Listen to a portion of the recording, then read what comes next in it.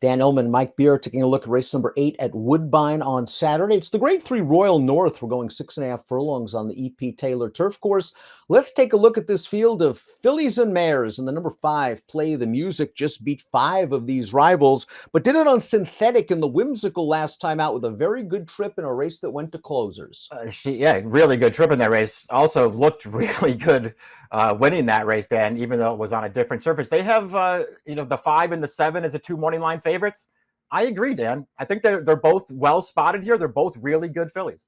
We'll take a look at our Timeform US pace projector. Somewhat surprising in a sprint race in a big field that Timeform US believes this race will favor front runners. The 9, Miss Speedy, she can live up to her name, although her win 2 starts back came from off of the pace. Secret Money, the number 7, is another horse, more of a mid-pack type. I think the 10, How About Dem Apples, if she's aggressive out of there, she can make the front, and I think she's somewhat interesting getting back to turf. Yeah, I can see that it playing out that way too. I was really confused by the pace of this race. I don't know how it's going to play it out. Certainly the 9, Miss Speedy, she's fast enough to get there if they want to. The last 2 starts, though, since they've gotten her back on the turf, they've rated her from the start.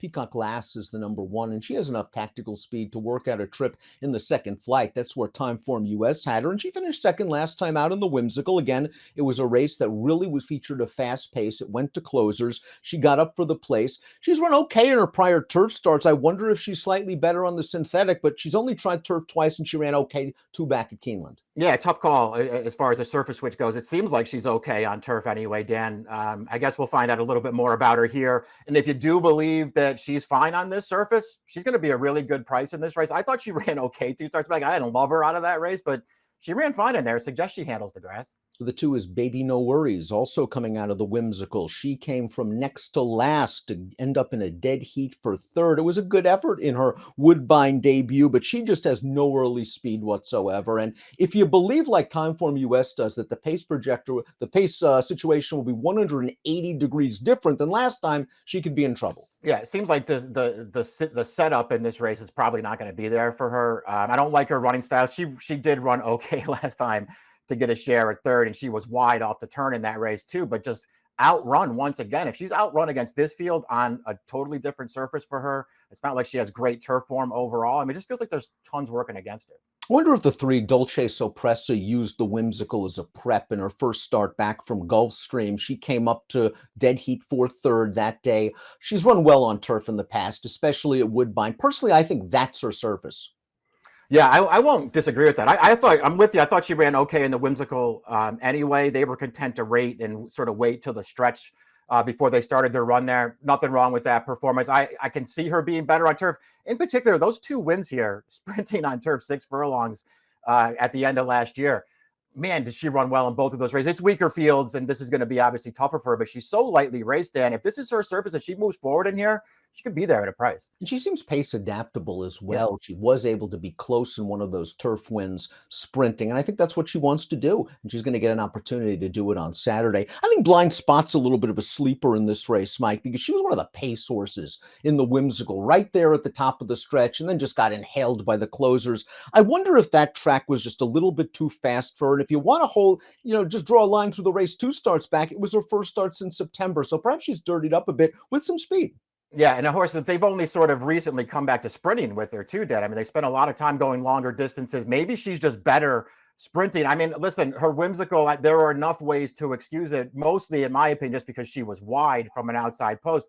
I mean, to me, it kind of felt like she was no match for those horses, but maybe there was enough working against her to give her another shot. Here's Play the Music, who just got a beautiful closer's trip under Patrick Husband when winning the Whimsical. In that race, she saved ground most of the way in mid-pack. She eased out into the 2 paths. She exchanged a very light brush.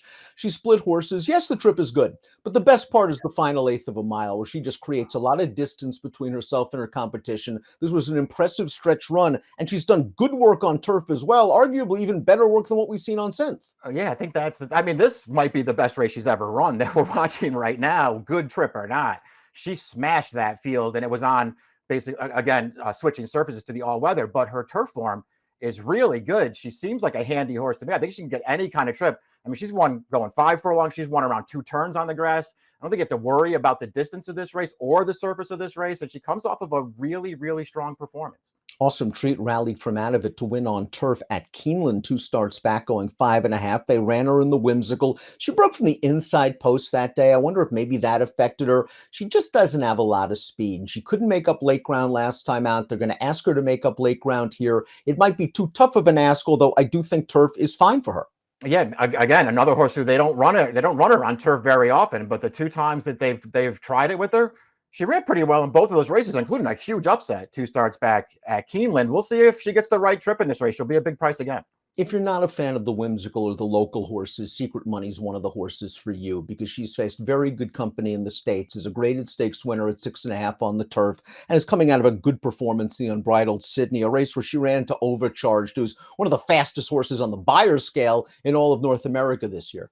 Yeah, I mean, Secret Money got a great trip in that race, but she also really ran in there. She did her best, and as it turns out, Overcharge was just a little too much for her. She couldn't get by her, but just ran really well in that race. And I appreciated that she was a little more forward in there, Dan, because some of her prior races, she got a little too far away, was left with a little too much to do, and it really compromised her. Getting out to 6, I think, actually really works for Secret Money, too. I feel like she's the horse to beat in here, and she's not the favorite on the morning line.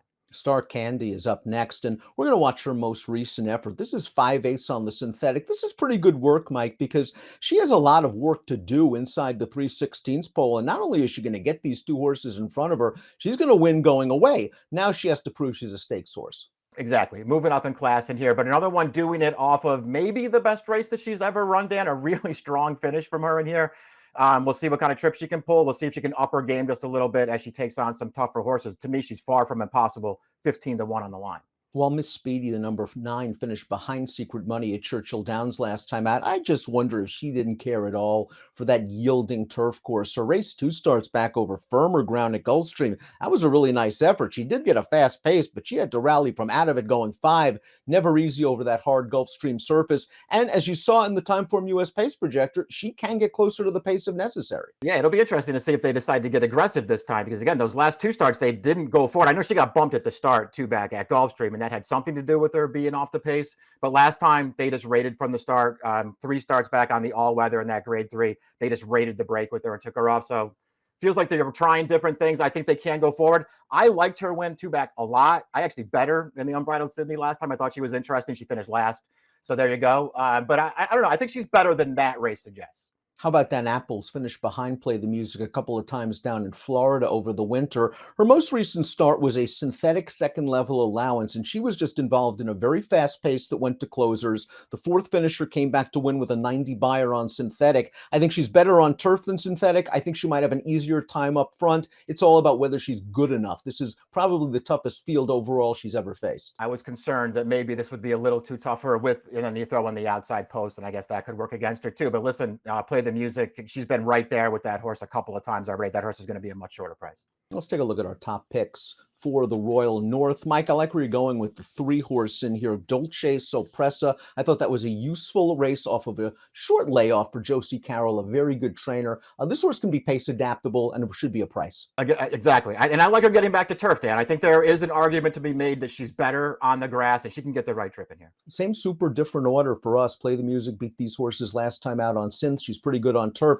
I just don't want to take any less than 2-1. It'll be interesting to see how they bet the Churchill Invader, the 7, considering the competition she faced last time out. 3759 for Mike, 5793 for me. It's the Royal North. Nice card at Woodbine on Saturday. Good luck.